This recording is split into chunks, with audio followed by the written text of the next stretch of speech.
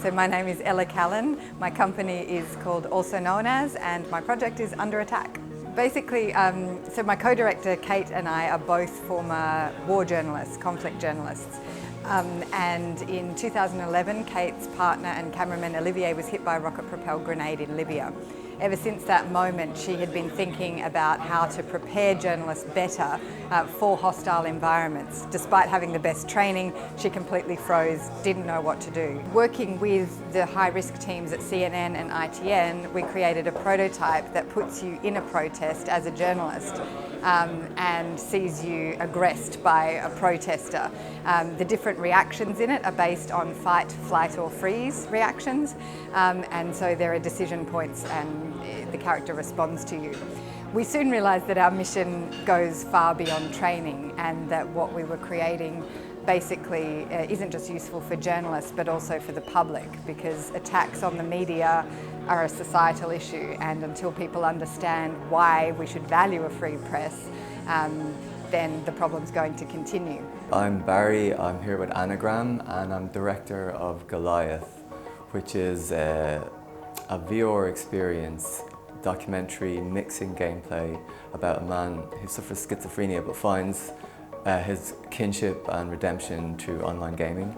We came across the story of John on through a friend, and we felt like, you know, this story has been around for a few years. So, but then, you know, with the advent of VR, it just occurred to me that this is the perfect medium to tell this story. And with a lot of VR, you kind of shoehorn ideas into it just to try it with VR, but actually this one is perfect for VR because it's mixing like immersive storytelling with interactive gameplay, and it, you know, it has a fundamental metaphorical layer about gaming. There's a development, as in the graphics get better, basically. That's the kind of like the main kind of thing as far as like, you know, the scope of. So we're talking like early pixel, kind of trying to go retro at the beginning, kind of bringing in kind of stuff that is, I don't know, reminiscent of early arcade games.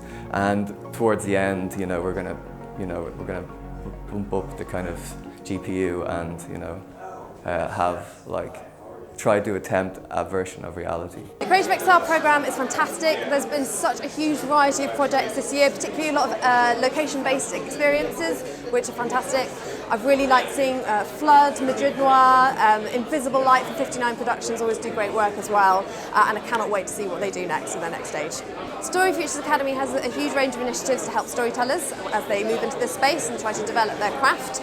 We have production funding that we're rolling out at the moment, that we're piloting. We do labs and writers' rooms and organise on-set training as well, and we really hope that a lot of these will be really applicable to the projects that we've seen here today, and we hope to see a lot more of them.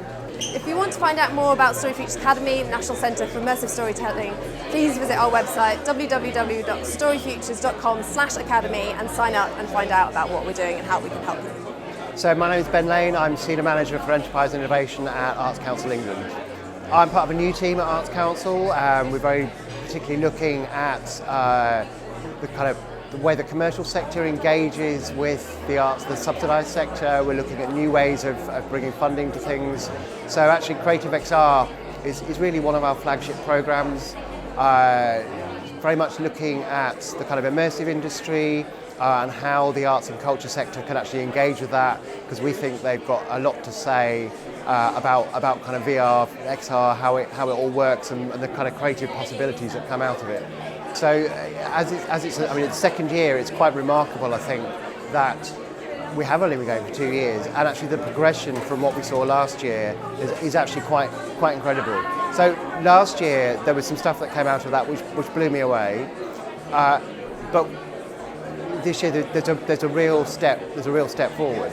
I don't think that we can put that all down to the existence of CreativeXR. I think, you know, immersive technologies are becoming slowly more kind of taken up by the market, and I think that that increasing awareness has brought a lot more people to the table, a lot more kind of creatives thinking about how can they use this technology, what does it mean for their creative practice, what are the new possibilities that it allows them to do in terms of things like theatre and visual art and music, and how do the kind of more traditional thoughts on those disciplines, how are they changed and altered by what immersive technology can do? I mean, I can't stand here now and say, oh, there's definitely going to be, you know, more CreativeXRs in the future, but it is a very successful program.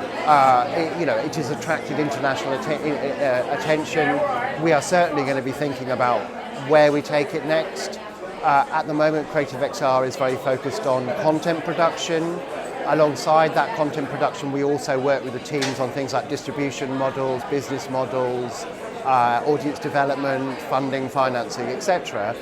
But actually, for immersive technology to be really successful, the kind of outcomes of this need to percolate further down, need to reach broader audiences. So I think anything that we can do to help develop that thinking around, particularly around distribution and how we get these kind of projects out there and in front of lots of people, is something we really, we need to look at, we really want to look at.